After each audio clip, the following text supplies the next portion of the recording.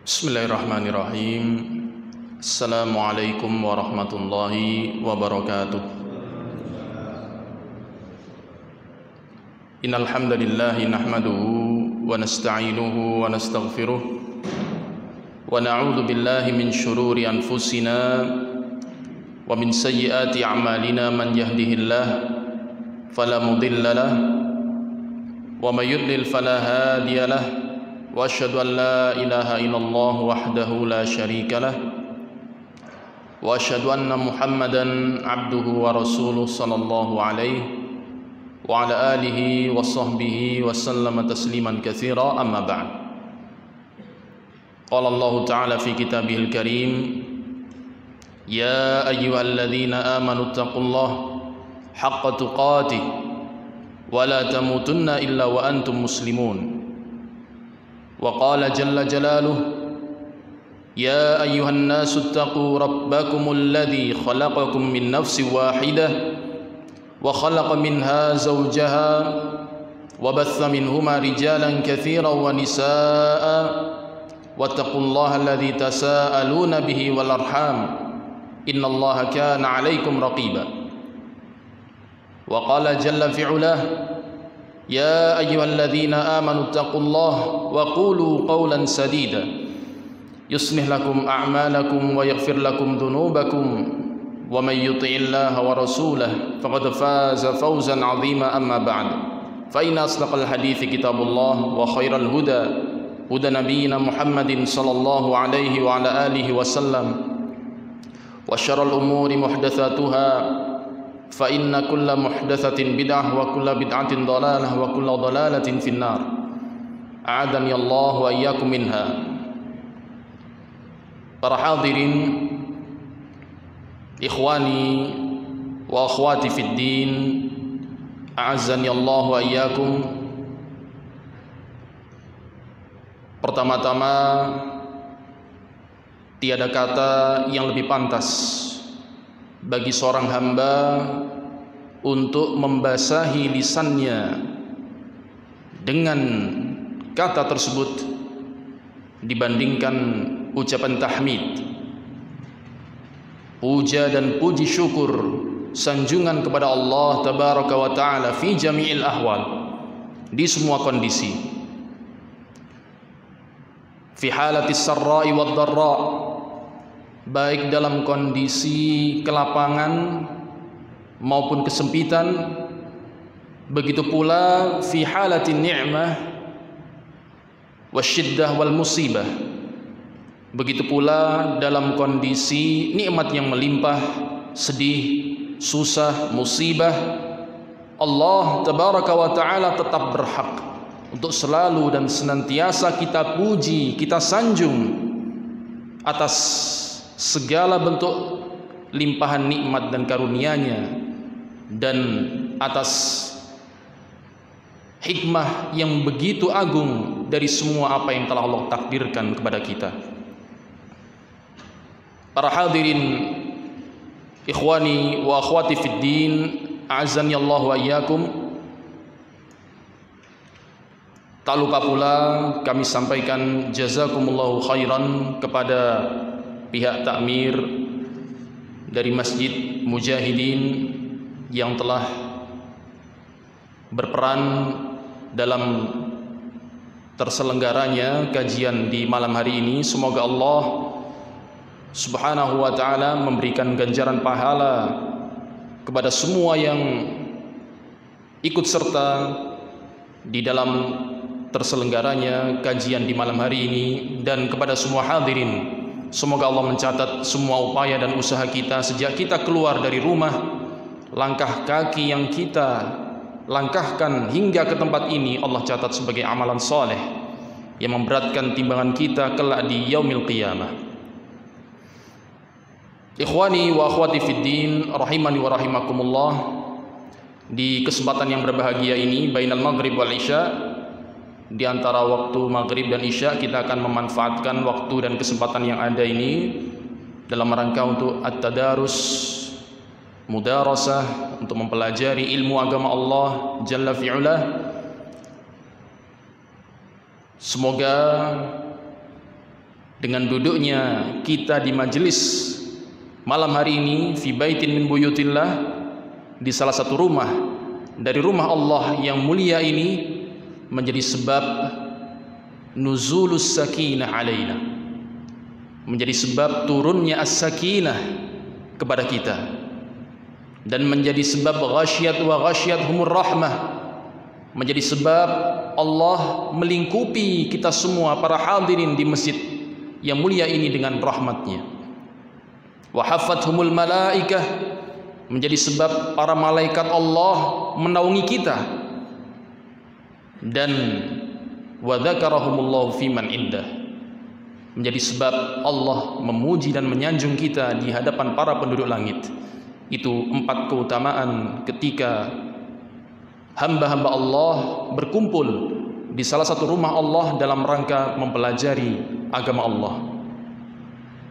Ikhwani wa akhwati fid din, rahimani wa rahimakumullahu jami'an. Sebagaimana tema yang telah diumumkan,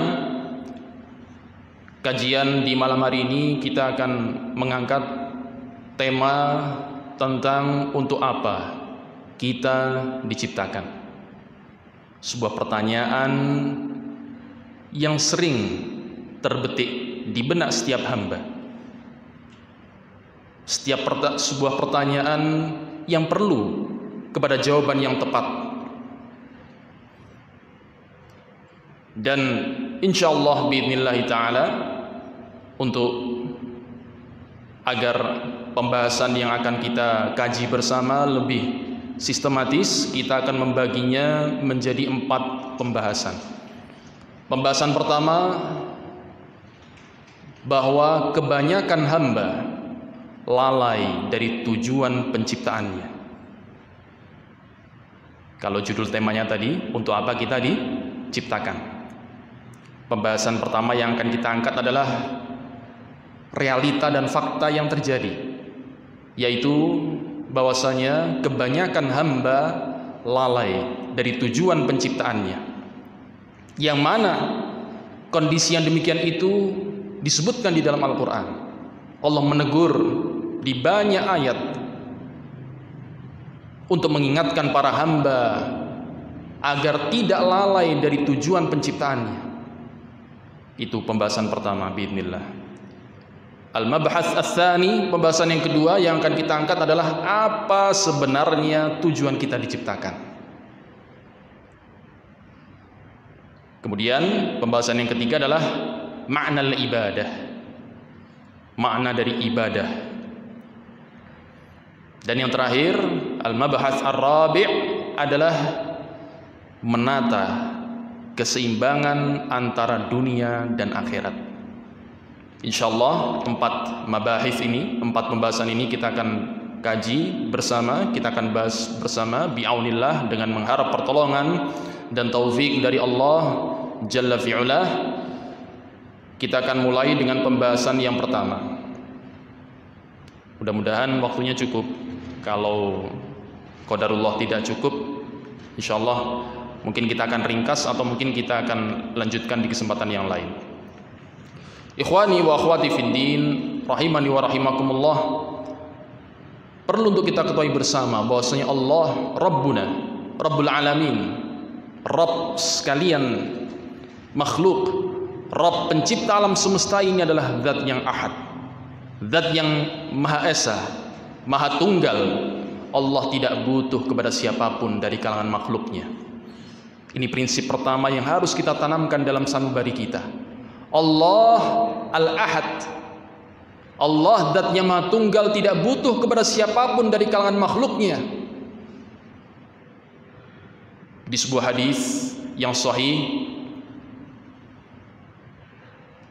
Rasulullah sallallahu alaihi wa ala alihi wasallam di dalam Sahih Al-Bukhari, beliau Al-Imam Al-Bukhari rahimahullah meriwayatkan di dalam sahihnya sebuah hadis bahwasanya Rasulullah sallallahu alaihi wasallam bersabda, "Kana Allah wa lam yakun syai'un ghairuh." Allah dahulu, Sebelum menciptakan semua makhluknya, Allah telah ada. Zat-Nya Maha Tunggal. Walam yakun syai'un ghairuh, dan tidak ada apapun, siapapun selain Allah Subhanahu wa taala. Ini adalah sebuah kondisi yang diberitakan oleh Rasulullah SAW sebelum Allah menciptakan semua makhluk yang ada sekarang ini. Kana Allah walam yakun syai'un ghairuh. Dahulu Allah telah ada, yang ketika itu tidak ada apapun dan siapapun selain Dia. Wa kana 'arshuhu 'alal ma', dan arsy Allah berada di atas air. Ini berarti di antara dalil yang menunjukkan bahwasanya di antara makhluk yang paling pertama yang Allah ciptakan adalah arsy, dan kemudian air, al-ma'. Wa kana 'arshuhu 'alal ma', dan arsy Allah berada di atas air. Wa kataba fi dzikri kulla syai', dan Allah mencatat takdir segala sesuatu di dalam Al-Lauhul Mahfuz. Sebagaimana disebutkan dalam hadis yang lain, kataballahu maqadiral khalaiq qabla an yakhluqas samawati wal ard bi 50 alf sanah. Allah mencatat takdir semua makhluk sebelum Allah menciptakan langit dan bumi 50.000 tahun. Jadi Allah telah menciptakan, Allah telah menulis takdir di Al-Lauhul Mahfuz 50.000 tahun sebelum Allah menciptakan langit dan bumi. Kemudian Rasulullah SAW melanjutkan, wa khalaqa as-samawati wal arda. Baru kemudian setelah itu Allah menciptakan langit dan bumi. Ikhwani wa akhwati fid din, a'azzani Allah wa iyyakum. Inilah Allah Subhanahu wa taala, Rabbul Alamin, tidak butuh kepada siapapun. Dialah Zat yang Maha Tunggal. Kemudian Allah berkehendak dengan takdirnya menciptakan alam semesta, langit dan bumi, dan segala sesuatu yang ada di dalamnya. Di dalam ayat Al-Quran, di surat Qaf ayat yang ke-38, Allah Jalla fi'ula berfirman, walaqad khalaqnas samawati wal arda wama bainahuma fi sittati ayyamin wama massana min lughub. Dan sungguh telah kami ciptakan, kata Allah, as-samawati wal arda, langit dan bumi dan apa yang ada di antara keduanya, langit, bumi, dan ruang kosong yang ada di antara langit dan bumi itu Allah ciptakan sittata ayyam, fi sittati ayyam, dalam 6 masa atau 6 hari. Wa ma massana min lughub, dan kami tidak merasakan letih sedikit pun. Jadi perlu kita ketahui dan kita pahami, termasuk ruang kosong yang kita hidup di dalamnya ini, ruang kosong yang berada di antara langit dan bumi, itu adalah ciptaan Allah Subhanahu wa taala. Sebelum Allah ciptakan ini tidak ada. Ruang kosong ini pun tidak ada. Bisa dipahami? Nah. Kemudian dalam ayat yang lain, Allah Jalla fi'ula berfirman dalam surat Al-Ahqaf ayat yang ketiga, ma khalaqanas samawati wal arda wa ma bainahuma illa bil haqqi wa ajalin musamma. Kemudian Allah berfirman, tidaklah kami ciptakan langit dan bumi dan segala apa yang ada di antara keduanya kecuali dengan al-haq, dengan kebenaran, dengan hikmah. Bukan sesuatu yang sia-sia, bukan perkara yang abath. Tidaklah kami ciptakan langit dan bumi dan segala apa yang ada di antara keduanya kecuali dengan al-haq, dengan kebenaran, dengan tujuan hikmah yang agung, dan dengan ajal yang telah ditentukan. Allah tegaskan lagi di dalam ayat yang lain, di dalam surat Ad-Dukhan ayat 38, wa ma khalaqanas samawati wal arda wa ma bainahuma la'ibin. Dan tidaklah kami ciptakan langit dan bumi dan segala apa yang ada di antara keduanya karena sekedar main-main. Jadi kalau sampai ada yang mengira Allah menciptakan alam semesta, makhluk yang ada di dalam alam semesta ini hanya untuk main-main, maka dia telah berprasangka buruk kepada Allah Subhanahu wa taala. Subhanallahi amma yaqulun, subhanallahi amma yasifun. Allah dalam semua af'alnya, dalam semua perbuatannya, Allah pasti memiliki hikmah balighah, hikmah yang sangat agung. Tinggal kita sebagai hamba mempelajari. Ada hikmah yang bisa kita ketahui dan kita pelajari, dan ada hikmah yang tersembunyi bagi kita. Oleh karena itu, ikhwani fillah rahimani wa rahimakumullah, nabiyuna wa sayyiduna wa rasuluna Muhammad salawatullahi wassalamu alaih disebutkan di antara sunnah yang beliau tuntunkan ketika terbangun dan terjaga di malam hari. Setelah beliau membaca zikir bangun tidur, beliau diriwayatkan selalu membaca ayat ini, yaitu ayat di dalam surat Ali Imran, inna fi khalqis samawati wal ardi wa ikhtilafil laili wan nahari la ayatin liulil albab. Sesungguhnya di dalam penciptaan langit dan bumi dan bergantinya siang dan malam ada tanda-tanda kebesaran Allah Subhanahu wa taala, tapi bagi siapa? Liulil albab. Hanya bagi orang-orang yang memiliki albab, bagi orang-orang yang berakal, akalnya masih sehat. Alladzina yatafakkaru alladzina yadhkuruna Allaha qiyaman wa qu'udan wa 'ala junubihim wa yatafakkaruna fi khalqis samawati wal ardi rabbana ma khalaqta hadza batilan subhanak faqina 'adzaban nar. Siapa ulul albab? Siapa orang-orang yang berakal yang Allah maksudkan di dalam ayat ini? Patokannya bukan gelar, patokannya bukan titel. Tidak mesti seorang yang bergelar tinggi, profesor atau PhD, dia termasuk orang yang berakal yang dimaksudkan di dalam Al-Quran. Belum tentu. Allah menyebutkan sifat orang yang berakal itu di kelanjutan ayat ini, di surat Ali Imran 190 sampai 191. Apa kata Allah? Allah melanjutkan, siapa ulul albab? Orang-orang yang berakal, alladzina yadhkurunallaha qiyaman wa qu'udan wa 'ala junubihim, yaitu orang-orang yang senantiasa mengingat Allah, berzikir kepada Allah. Dan zikrullah itu aslul dzikr minal qalb. Asal zikir, asal mengingat itu dari hati, kemudian direalisasikan dengan lisan dan jawarih, anggota badan. Orang-orang yang senantiasa mengingat Allah qiyaman, baik dalam keadaan dia berdiri, wa qu'udan, dalam keadaan dia duduk, wa 'ala junubihim, dan dalam dia keadaan berbaring, dia senantiasa mengingat Allah. Wa yatafakkaruna fi khalqis samawati, dan senantiasa merenungi tentang penciptaan langit dan bumi ini. Dan dia mengatakan, Rabbana ma khalaqta hadza batila, wahai Rabb kami, Engkau tidaklah menciptakan semua ini, alam semesta ini, langit dan bumi dan segala apa yang ada di antara keduanya, batila, sia-sia. Pasti Engkau memiliki hikmah yang agung ya Allah, wahai Rabb kami. Maha suci Engkau dari perbuatan yang sia-sia. Subhanak, maha suci Engkau.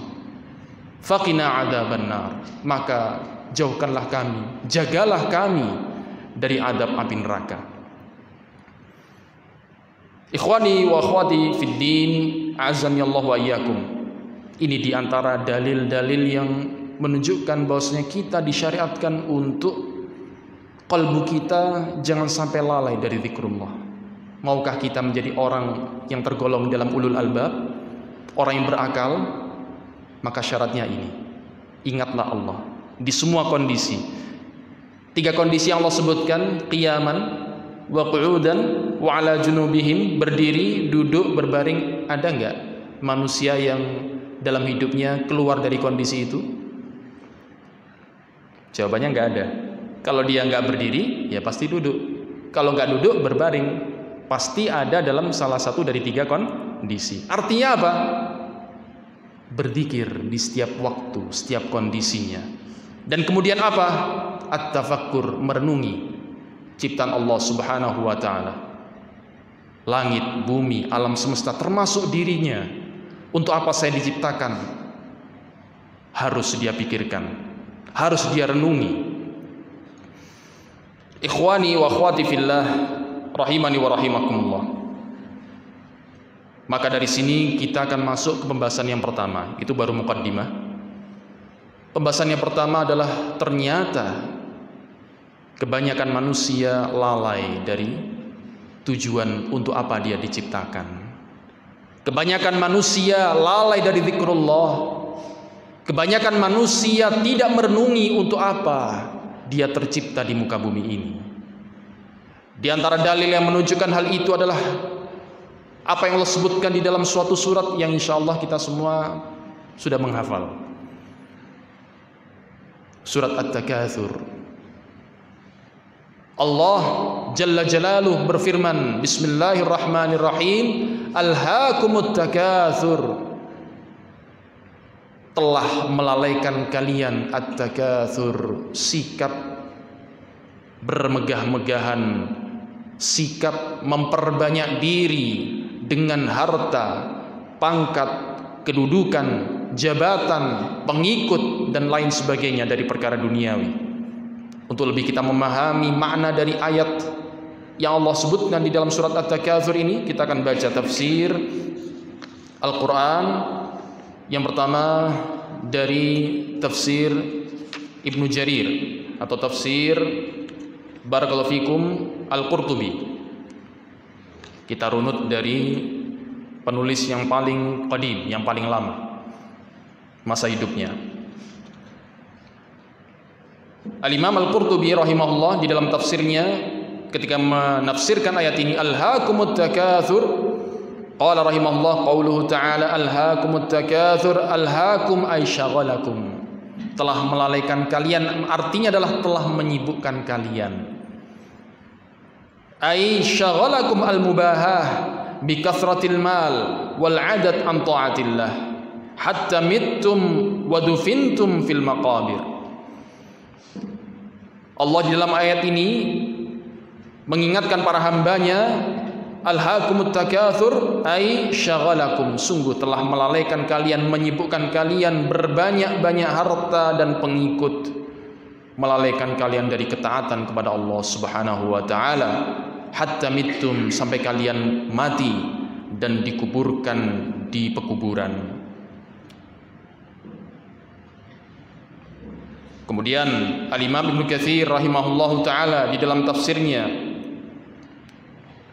menyatakan tentang tafsir ayat ini, yaqulu ta'ala alhaakumut takatsur ay syaghalakum hubbud dunya wa na'imuha wa zahratuha an talabil akhirah wa ibtighaiha, telah menyibukkan kalian kecintaan terhadap dunia, wa na'imuha, kenikmatan duniawi, wa zahratuha, dan perhiasan dunia, telah menyibukkan kalian dari mencari kebahagiaan akhirat dan upaya untuk meraih kebahagiaan akhirat.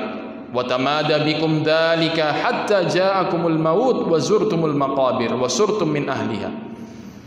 Dan hal itu terus kalian larut di dalamnya sampai datang kepada kalian kematian dan sampai kalian masuk ke dalam liang kubur. Wa surtum min ahliha, dan kalian kemudian menjadi penghuni kubur tersebut. Al-Imam As-Sa'di rahimahullah dalam tafsirnya menjelaskan ayat ini, alhaakumut takatsur, telah melalaikan kalian sikap at-takatsur. Qala rahimahullah, yaqulu ta'ala muwabbikhan ibadahu an ishtighalihim amma khuliqu lahu. Subhanallah. Beliau menyatakan, Allah Ta'ala berfirman di dalam ayat ini dalam keadaan Allah mencela hamba-hambanya, muwabbikh dari kata wabbakh wa yuwabbikhu. Allah dalam ayat ini konteksnya adalah konteks mencela dan menegur hamba-hambanya anishtighalihim, karena kesibukan mereka, kelalaian mereka, amma khuliqu lahu, dari tujuan penciptaan mereka. Dan ini kondisi kebanyakan manusia. Nasallallahu salama wal afiyah. Lalai dari tujuan penciptaannya. Apa sih tujuan penciptaan kita? Disebutkan oleh Al-Imam As-Sa'di dalam kelanjutan tafsirnya, amma khuliqu lahu min ibadatihi wahdahu la syarika lahu wa ma'rifatihi wal inabati ilaihi wa taqdimi mahabbatihi ala kulli syai'. Allah mencela dan menegur para hambanya karena mereka sibuk dari tujuan penciptaan mereka, yaitu untuk ibadah, beribadah kepada Allah satu-satunya yang tidak ada sekutu baginya, dan juga di antara tujuan kita diciptakan, hamba-hamba Allah diciptakan, di antara tujuannya adalah untuk mengenal Allah, untuk memiliki ma'rifat di dalam qalbunya tentang Allah Subhanahu wa taala. Dan ma'rifatullah, pengetahuan tentang Allah, tidak bisa diraih kecuali dengan thalabul ilmi, kecuali dengan belajar ilmu agama Allah Subhanahu wa taala. Rasulullah SAW dalam hadis yang sahih menyatakan, innamal ilmu bitta'allum, ilmu itu hanya bisa diraih dengan belajar. Barakallahu fikum. Oleh karena itu di dalam ayat Allah merintahkan untuk kita berilmu terlebih dahulu sebelum kita berucap dan beramal. Fa'lam annahu la ilaha illallah wastaghfir li dzambik. Berilmulah bahwasanya la ilaha illallah, tiada ilah yang berhak diibadahi melainkan Allah, wastaghfir li dzambik, baru kemudian perintah untuk istighfar. Ikhwani wa akhwati fillah, rahimani wa rahimakumullah. Al-Imam As-Sa'di melanjutkan, di antara tujuan penciptaan hamba-hamba Allah adalah wal inabati ilaih, melakukan inabah. Inabah itu adalah ar-ruju' ilallah bitta'ah, kembali kepada Allah. Setiap kali dia lupa, lalai, sibuk dengan dunia, setiap kali dia ingat Allah, dia segera kembali kepada Allah dan segera mengerjakan ketaatan yang Allah Subhanahu wa taala syariatkan. Itu makna dari inabah, ar-ruju' ilallah bitta'ah. Karena namanya manusia itu pasti lalai. Sumyal insanu insanan li'annahu nassa. Manusia dinamakan insan karena pelupa. Maka diantara ibadah yang disyariatkan adalah ketika seorang hamba lupa kemudian ingat, maka hendaknya dia berinabah, yaitu segera kembali kepada Allah dengan ketaatan. Wa taqdimi mahabbatihi ala kulli syai'. Ini yang sangat berat. Di antara tujuan penciptaan kita, hamba-hamba Allah adalah taqdimu mahabbatillah ala kulli syai', mengedepankan cinta kepada Allah di atas segala sesuatu. Allah lebih dicintai dibandingkan siapapun dari kalangan makhluknya.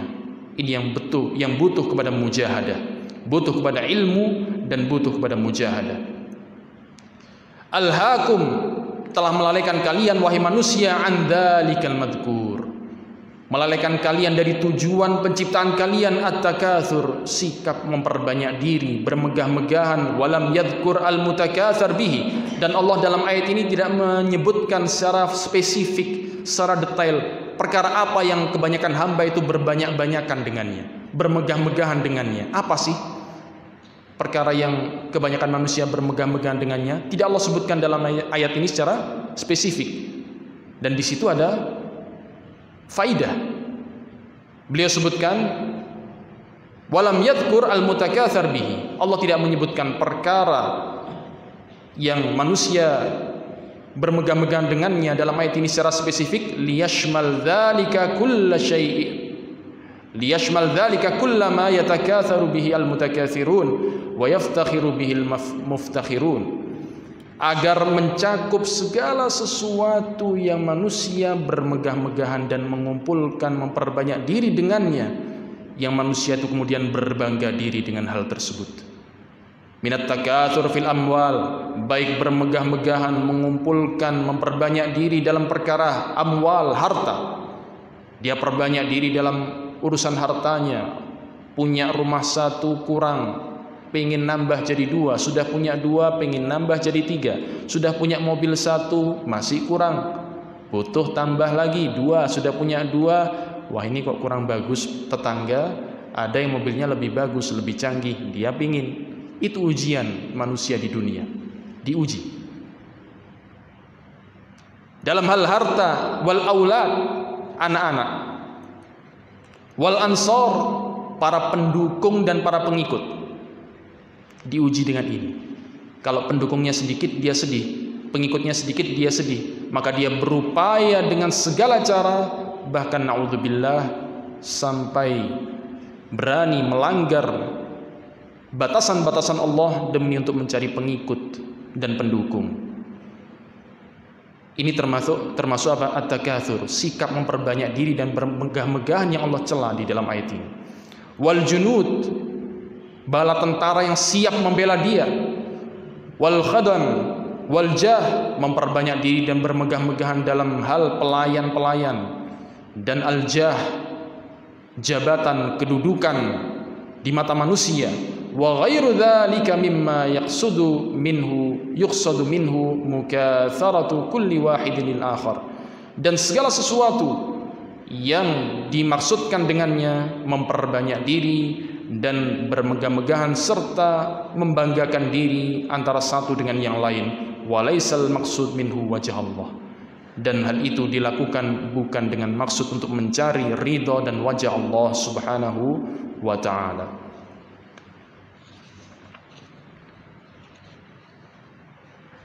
Ini realita dan fakta yang terjadi. Maka tentunya seorang hamba ketika menyadari hal ini, dia harus segera terbangun dari tidurnya. Dia harus segera sadar untuk dia kemudian segera mempelajari, merenungi, bertafakkur, dan juga talabul ilmi, mempelajari sebenarnya untuk apa saya diciptakan. Dan itu butuh kepada ilmu. Allah di dalam banyak ayat menjelaskan tentang hikmah dari penciptaan al-jin wal ins, penciptaan jin dan manusia, terkhusus para mukallafin. Tentunya setiap makhluk Allah memiliki hikmah di balik penciptaannya. Tapi yang kita bahas secara khusus di malam hari ini sesuai dengan tema yang diangkat adalah hikmah di balik penciptaan manusia, dan masuk ke dalam bangsa manusia adalah bangsa jin, karena dua bangsa itulah yang termasuk as-saqalan, dua bangsa yang mukallafun, yang diberikan beban syariat. Di sini kita akan sebutkan setidaknya ada tentunya banyak dalil-dalil yang menunjukkan tentang hikmah penciptaan manusia. Tapi di sini insyaallah kita akan sebutkan beberapa, terangkum insyaallah sekitar 5 atau 6 kalau waktunya cukup. Yang pertama adalah, jadi ini kita masuk pembahasan yang kedua tentang apa sebenarnya tujuan kita diciptakan. Dalil yang menunjukkan hal itu yang pertama adalah ayat di dalam surat Adz-Dzariyat. Di dalam surat apa? Adz-Dzariyat. Ayat yang ke-58 atau 56 lebih tepatnya, sampai 58. Yang mana ayat yang intinya berada di dalam ayat yang ke-56. Allah Subhanahu wa taala menyatakan, "Wa ma khalaqatul jinna wal insa illa liya'budun." Tidaklah aku ciptakan jin dan manusia kecuali untuk beribadah kepadaku. Ini perkara yang sudah sangat jelas, nas, ayat yang merupakan nas yang di sini Allah menjelaskan tentang hikmah di balik penciptaan jin dan manusia. Allah menyatakan dengan tegas wama, di situ ada ma an-nafiyah, wawu ataf, huruf ma di situ ma an-nafiyah, kemudian diikuti dengan fiil khalaqana, wama khalaqanal jinna wal insa, atau wama khalaqatul, fiilnya dengan domir mutakallim, wama khalaqatul jinna wal insa illa liya'budun, dan tidaklah aku ciptakan jin dan manusia illa liya'budun. Jadi awal ayat diawali dengan penafian, tidaklah aku ciptakan jin dan manusia, kemudian diikuti dengan illa liya'budun. Illa di situ adalah adatul hasr atau adatul istifna, pengecualian yang menunjukkan makna pembatasan. Tidaklah aku ciptakan jin dan manusia kecuali untuk beribadah kepadaku. Maka ini menunjukkan bahwasanya liya'budun itulah satu-satunya tujuan Allah Subhanahu wa taala menciptakan apa? Jin dan manusia. Ma uridu minhum min rizqin wa ma uridu ayyut'imun. Tidaklah aku menginginkan dari mereka rizki. Allah tidak butuh rizki dari kita. Wa ma uridu ayyut'imun, dan tidak pula aku menghendaki dari mereka agar mereka memberikan makan kepadaku. Allah tidak butuh itu semua. Yang Allah maukan dan Allah kehendaki dari penciptaan kita adalah untuk kita beribadah kepada Allah Subhanahu wa taala. Tapi perlu kita ingat juga, Allah pun tidak butuh kepada ibadah kita. Jangan sampai ada yang salah kira, salah paham. Oh, Allah, tujuan Allah, hikmah Allah ketika menciptakan jin dan manusia adalah untuk ibadah. Apakah kemudian Allah butuh kepada ibadah kita? Jawabannya, la. Allah tidak butuh kepada ibadah kita. Tadi prinsip yang sudah kita tegaskan di awal. Allah Al-Ahad. Allah Maha Esa, Maha Tunggal, tidak butuh kepada siapapun, termasuk kepada kita, jin dan manusia, bahkan termasuk kepada ibadah kita sekalipun Allah tidak butuh. Oleh karena itu dalam sebuah hadis yang sahih, Rasulullah menegaskan hal ini. Laukana insukum wa jinnukum. Kalau seandainya semua bangsa manusia dan jin seluruhnya dari awal penciptaan, dari manusia yang pertama, jin yang pertama sampai manusia yang terakhir dan jin yang terakhir, ala atqa qalbi rajulin wahidin minkum ma zada fi mulkillahi syai'an.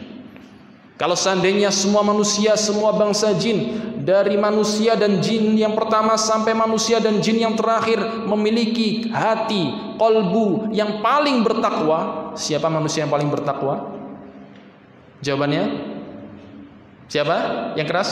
Rasulullah SAW, Nabiuna wa Sayyiduna Muhammad SAW. Bayangkan, seandainya semua manusia, semua jin, ketakwaannya setingkat dan selevel dengan Rasulullah Nabiuna Muhammad SAW, bisa terbayang?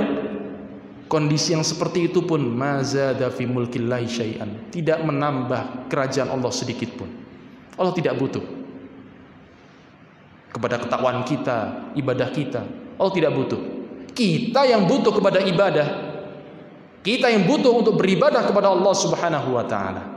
Itu yang harus kita pahami dengan baik. Sebaliknya, kata Rasulullah dalam hadis tadi, kalau seandainya semua bangsa jin dan manusia dari yang pertama sampai yang terakhir ala afjari qalbi rajulin wahidin minkum, hatinya, qalbunya berada dalam kondisi qalbu yang paling jahat, yang paling rusak sekalipun, semua manusia dan jin seluruhnya seperti itu kondisinya, mana qasafi mulkillahi syai'an, tidak mengurangi sedikit pun kerajaan Allah Subhanahu wa ta'ala, karena Allah tidak butuh. Apa makhluk mukallaf yang paling rusak qalbunya, yang paling jahat qalbunya? Iblis, laknatullah alaih. Seandainya semua bangsa jin dan manusia dari awal sampai akhir kondisinya seperti iblis, tidak mengurangi kerajaan Allah sedikit pun. Allah tidak butuh. Ikhwani wa akhwati fid din, a'azzani Allah wa iyyakum. Ini ayat yang pertama yang menunjukkan tentang apa sebenarnya tujuan penciptaan kita, yaitu apa? Al-ibadah. Dan sebagian ulama ahlu tafsir ketika menafsirkan liya'budun ay liyuwahhidun, yaitu beribadah kepada Allah dengan tauhid, yaitu mentauhidkan Allah dalam ibadah, beribadah kepada Allah satu-satunya, tidak menyerahkan ibadah kepada selain Allah Subhanahu wa ta'ala.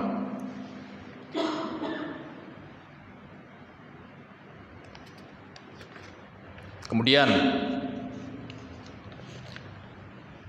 karena waktu yang terbatas jadi kita ringkas, kita langsung masuk ke ayat yang kedua yang menunjukkan tujuan penciptaan kita, yaitu di dalam surat Al-Hijr ayat yang terakhir, ayat 99. Allah Subhanahu wa ta'ala memerintahkan Rasulnya, Nabinya, dan tentunya khitab ini, perintah ini juga berlaku kepada umat Rasulullah SAW. Allah Subhanahu wa ta'ala menyatakan wa'bud rabbaka hatta ya'tiyakal yaqin.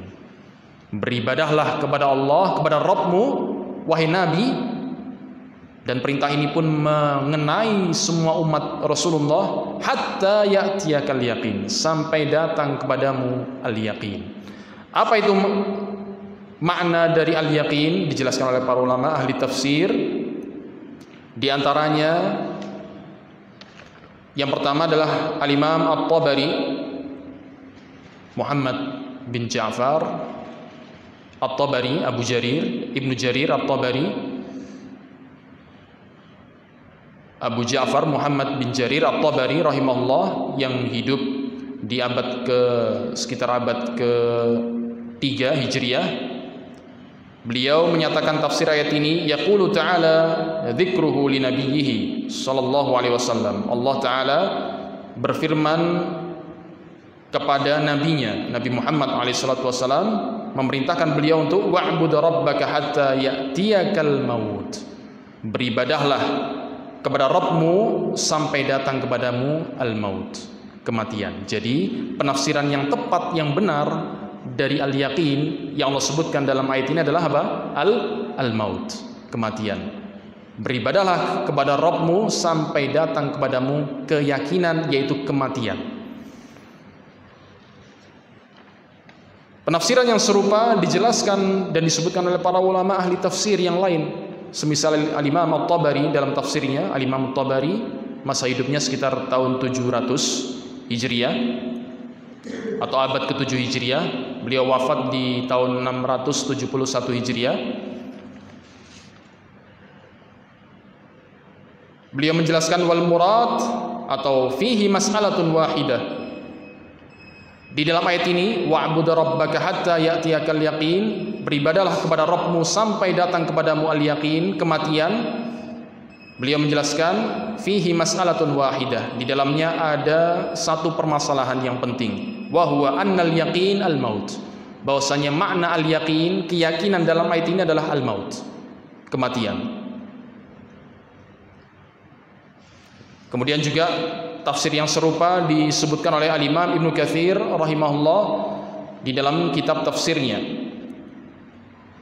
Beliau menyatakan ketika menjelaskan ayat ini, wa'bud rabbaka hatta ya'tiyakal yaqin, qala Al-Bukhari, berkata Imam Al-Bukhari, qala Salim, berkata Salim, yaitu putra dari Abdullah bin Umar ibn Khattab radhiyallahu anhuma, menafsirkan tentang al-yaqin ay al-maut, kematian.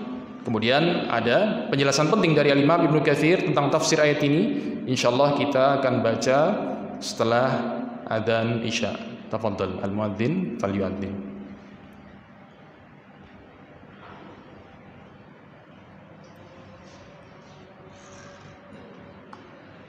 Allahu akbar.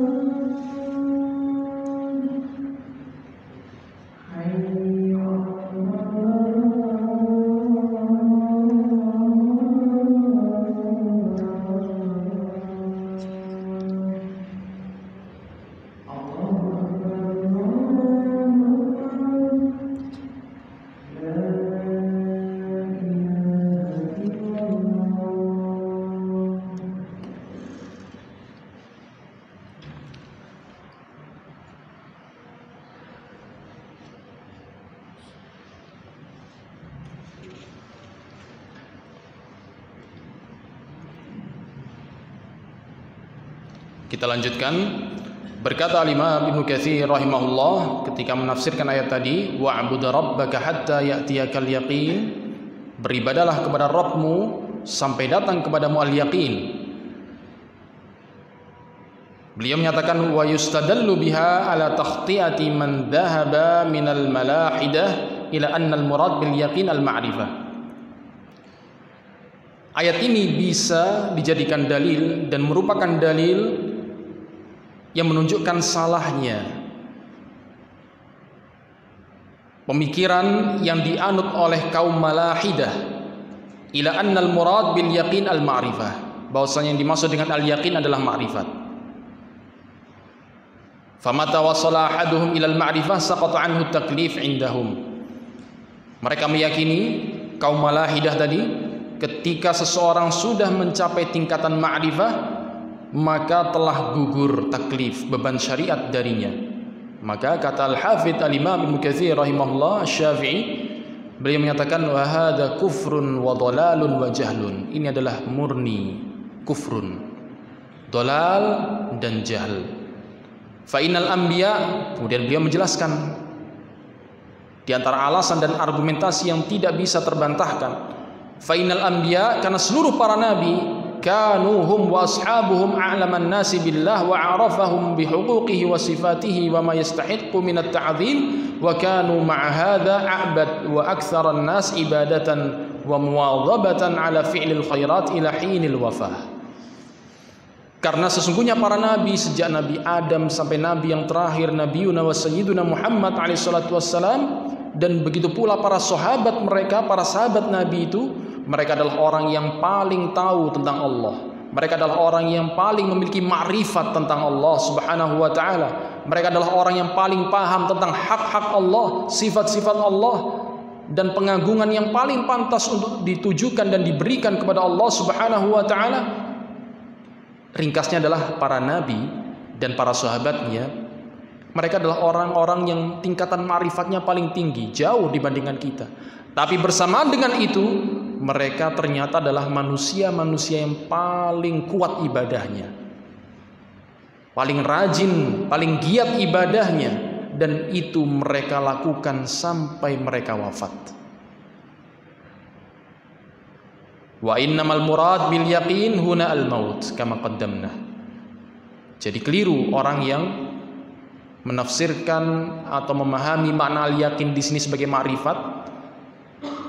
Karena yang benar al-yakin di sini adalah al-maut, kematian. Dan masih ada banyak dalil-dalil yang lain yang menunjukkan hal itu, tapi karena keterbatasan waktu tidak bisa kita uraikan di sini. Kemudian dalil yang lain yang menunjukkan tentang tujuan penciptaan kita diantaranya adalah di dalam surat Al-An'am ayat 162.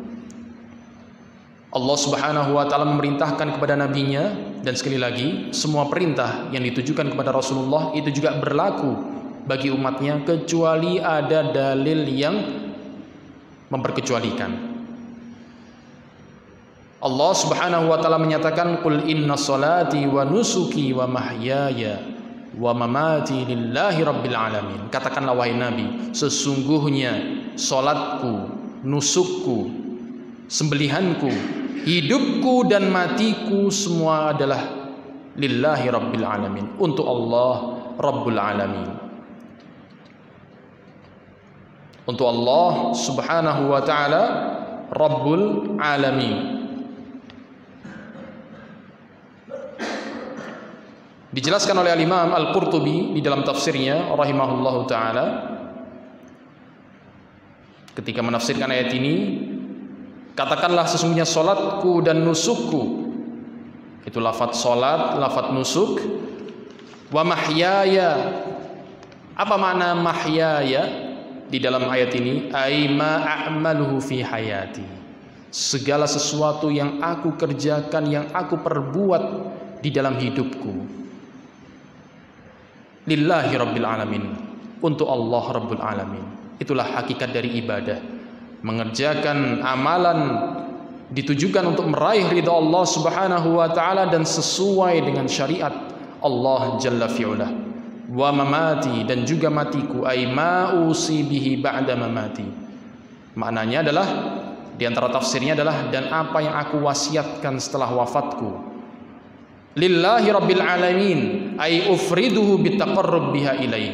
Aku mengesahkan Allah, aku menunggalkan Allah dengan bertaqarrub, mendekatkan diri kepada Allah dalam empat hal yang telah disebutkan tadi kepada Allah Subhanahu wa taala, yaitu menjadikan sholatnya, sembelihannya, hidupnya dan matinya dia tujukan hanya untuk taqarrub, mendekatkan diri kepada Allah Subhanahu wa taala. Kemudian dalil yang berikutnya yang menunjukkan tentang atau menjelaskan tentang tujuan penciptaan manusia adalah inna ja'alna ma 'alal ardi zinatan laha, dalam surat Al-Kahf. Allah Subhanahu wa taala berfirman, inna ja'alna ma 'alal ardi zinatan laha linabluwahum ayyuhum ahsanu amala. Sesungguhnya kami menciptakan segala sesuatu yang ada di muka bumi ini zinatan laha, sebagai perhiasan baginya. Tujuannya apa? Kenapa Allah menciptakan bumi dengan segala isinya dan perhiasannya? Kata Allah, linabluwahum, untuk menguji mereka, ayyuhum ahsanu amala, siapa di antara mereka yang paling baik amalannya. Apa makna paling baik amalannya? Dijelaskan oleh As-Sa'di, Al-Imam As-Sa'di rahimahullah, ahsanu amala ay akhlasuhu wa aswabuhu, yang amalannya paling ikhlas, paling mengharap ridha Allah satu-satunya, wa aswabuhu, paling benar, paling sesuai dengan syariat Allah Subhanahu wa taala yang bersumber dari Al-Quran dan As-Sunnah An-Nabawiyah. Jadi tujuan Allah menciptakan bumi dengan perhiasan yang ada di dalamnya adalah untuk menguji manusia, siapa yang paling baik ibadahnya. Ibadah yang paling baik adalah yang paling ikhlas dan paling sesuai, paling mencocoki syariat Allah Subhanahu wa ta'ala. Ayat ini juga serupa dengan apa yang disebutkan di dalam surat Al-Mulk. Allah Subhanahu wa taala berfirman, alladzi khalaqal mauta wal hayata liyabluwakum ayyukum ahsanu amala. Allah lah yang telah menciptakan kematian dan kehidupan untuk menguji kalian, siapa di antara kalian yang paling baik amalannya. Allah tidak sebutkan aktsaru amala, Allah tidak menyebutkan yang paling banyak amalannya, bukan, tapi ahsanu amala, yang paling baik amalannya, bukan paling banyak. Banyak amalan belum tentu baik, karena bisa jadi banyak amalan tapi tidak ikhlas. Giat beramal, giat melakukan ketaatan tapi tidak ikhlas. Banyak beramal tapi tidak sesuai dengan syariat Allah Subhanahu wa taala, tidak sesuai dengan sunnah Rasulullah alaihi salatu wassalam. Maka yang seperti itu rugi pelakunya. Allah nyatakan dalam ayat ini ahsanu amala, siapa di antara kalian yang paling baik amalannya. Maknanya adalah akhlasuhu wa aswabuhu, yang paling ikhlas dan paling sesuai dengan syariat Allah Subhanahu wa taala. Dan terakhir kita tutup kajian di malam hari ini dengan dalil yang keenam yang menunjukkan tujuan penciptaan manusia adalah surat Al-Asr, surat yang ringkas yang insyaallah kita semuanya sudah menghafal. Allah Subhanahu wa taala berfirman, bismillahirrahmanirrahim, wal asr, demi masa, innal insana lafi khusr. Allah pertama kali menyebutkan al-qasam, sumpah. Allah bersumpah dengan waktu. Waktu yaitu sesuatu yang semua makhluk hidup di dalamnya. Demi masa, demi waktu, innal insana lafi khusr, sesungguhnya semua manusia dalam kerugian. Rugi kenapa? Jawabannya karena tidak menjalankan tujuan penciptaannya, lalai dari tujuan penciptaannya. Oleh karena itu Allah kemudian memperkecualikan hamba-hambanya yang terbebas dan selamat dari kerugian. Siapa mereka? Illal ladzina amanu, kecuali orang-orang yang beriman. Wa amilus salihat, dan kemudian setelah dia beriman, dia beramal soleh. Itulah hakikat ibadah. Setelah dia soleh dalam dirinya sendiri, tidak cukup sampai di situ. Dia berusaha untuk memperbaiki orang lain. Ad-da'wah ilallah, mengajak manusia kepada kebaikan, mencegah dari kemungkaran. Itulah dakwah ilallah. Berdakwah kepada Allah, itu juga ibadah. Wa tawasaw bil haq, saling berwasiat dengan kebenaran. Wa tawasaw bis sabr, dan saling berwasiat, saling menasehati dengan kesabaran. Bersabar untuk tetap beriman, sabar untuk terus beramal soleh, dan sabar untuk saling berwasiat dengan kebenaran. Itulah 4 sifat yang dengannya kita akan selamat dari kerugian yang mana keempat sifat itu adalah hakikat ibadah. Ibadah itulah iman, amal soleh, ad-da'wah ilallah subhanahu wa ta'ala dengan kebenaran dan dengan kesabaran. Mungkin ini yang bisa kita kaji di malam hari ini. Tersisa 2 pembahasan tentang makna ibadah dan juga tentang bagaimana menata keseimbangan antara dunia dan akhirat.